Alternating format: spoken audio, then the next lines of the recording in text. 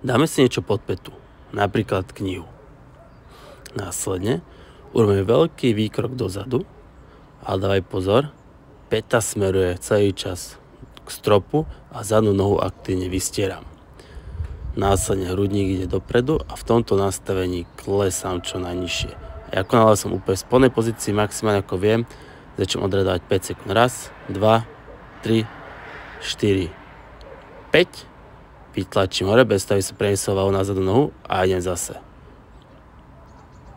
Raz, 2, 3, 4, 5. Po celý čas dýcham plynulo a zameriavam sa na to, aby som cítil stretch na zadnej vystierajúcej nohe oblasti bedier. Konkrétne flexory bedrového kĺbu. Raz, 2, 3, 4, 5.